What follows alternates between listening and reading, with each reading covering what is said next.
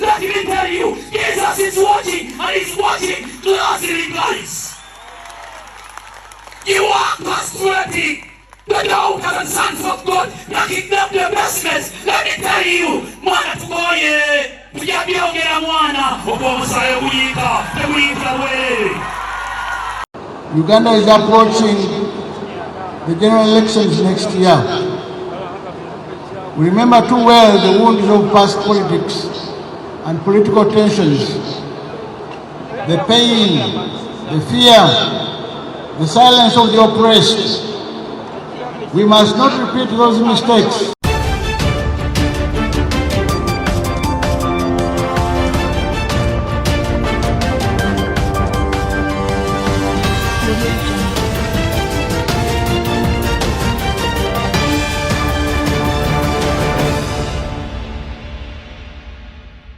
During the Martyrs' Day celebration, the Archbishop of Kampala, Paul SSEMOGERERE, came out and called on General Kaguta Museveni and those within the NRM to restrain themselves, to restore the dignity of the constitution, but also to make sure that human rights prevail in our country. Uganda is a juncture which is very tricky. We are nearing transition. All signs show that the transition is inevitable. Both those coming from the first family and those from the opposition would want to get this office. But remember, we are under a military rule. So the Archbishop coming out to caution the regime, okay, to restore the dignity and to fight for human rights is no mean feat. The church has recently come out to side with the people, to side with the truth. As many religions are keeping quiet, like the Pentecostals and etc., the Catholic Church has come out to lay it clear that Uganda is not going in the right trajectory. And it's true. It doesn't take a wise person. Even a young baby can see that Uganda is not heading in the right direction. Okay? We are in the state of loneliness. We have people being abducted. We have people being tortured and put in the basement. So when the Archbishop comes out to talk about this, it is a great sign towards the right direction. So in this episode, I've come to analyze the message of the Archbishop Paul SSEMOGERERE, what it means for our politics, and most importantly, the sediments we can learn from the politics of our nation. But before I do this, I want to recommend that if you're new to this channel, please subscribe. And if you're watching this video from a different platform, please head on to YouTube, type in Sula Mawagari. There's a lot of content of this nature. If geopolitics and economics is what you want, this will be definitely the right channel for you to subscribe to.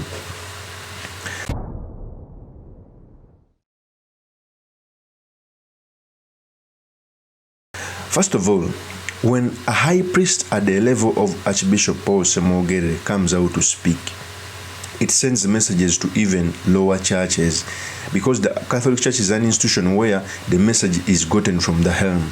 So if Paul SSEMOGERERE comes out to speak, no wonder Catholic priests are coming out vigorously to speak about the injustice in the country. I keep on telling people that these are the people we need. These are the voices we need. At least General Museveni, if he's told by politicians, he may think there are his enemies. But if it is told by religious leaders, maybe it can make an impact.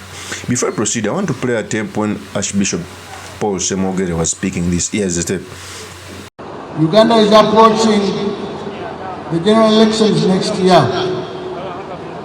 We remember too well the wounds of past politics and political tensions, the pain, the fear, the silence of the oppressed. We must not repeat those mistakes. Let us build a nation where political competition does not become enmity, where elections do not provoke unrest, and where leadership is measured not by power but by service.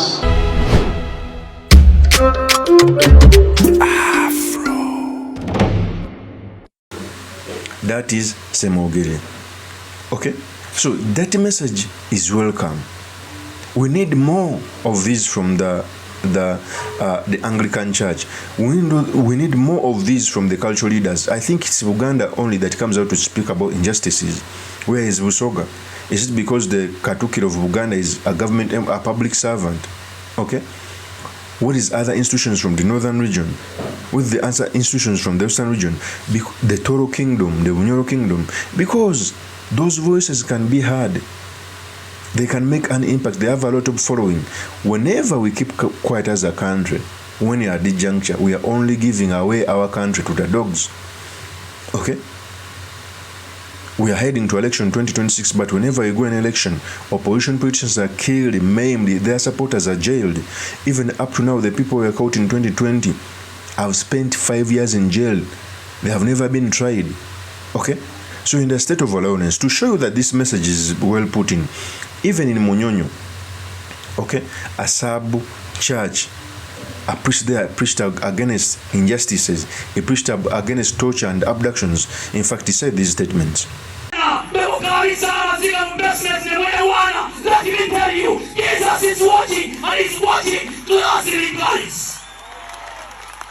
You are castrating the daughters and sons of God, knocking them the basements. Let me tell you, mwana tugoye, tujabyongera mwana, obomusaye buyika, tebuyika bwe.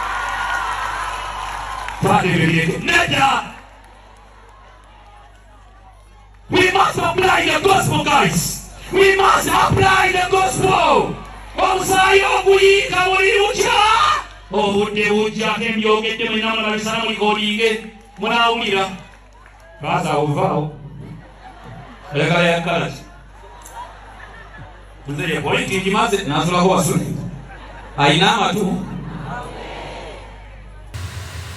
That is the priest. So you clearly see the Catholic Church is doing what is right. And the Catholics are the majority in this country. I think they make 38, 47, 48 there or thereafter, followed by the Anglican. So if those people can speak, okay, and we also get more voices from the cultural institutions, maybe the regime can hear. When such statements are made, maybe like by Bobby Wine or BSG, Museveni deems them an enemy. It's the reason why even his son Moses Karugawa, whenever someone comes out to have a contrary view on the NRM view, he calls them traitors, he calls them rebels. Recently, the UPDF came out to say that there are some subversive activities around Kampala and Metropolitan. Okay?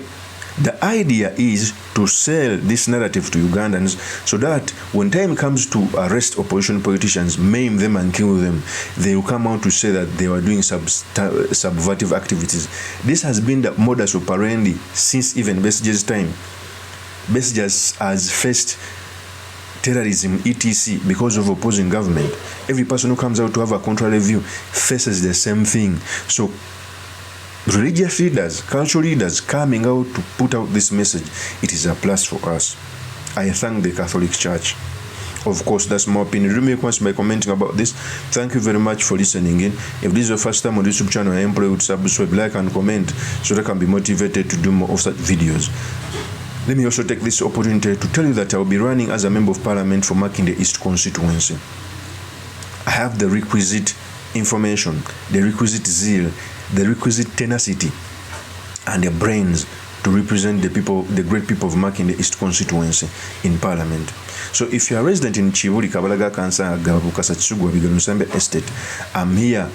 I will be coming to you to ask for your mandate so that I can represent you. We need a leader who can work. We need a leader who can represent. For the past 5 years, our voice has been mute on the floor. Okay? In terms of service delivery, we've really declined. Okay? So it's time to bring back the glory of the people of Makinde East. And there's no better way by other than electing Kabyesula Iman Mawagari as the MP for Makinde East. I will see you on another one. Peace.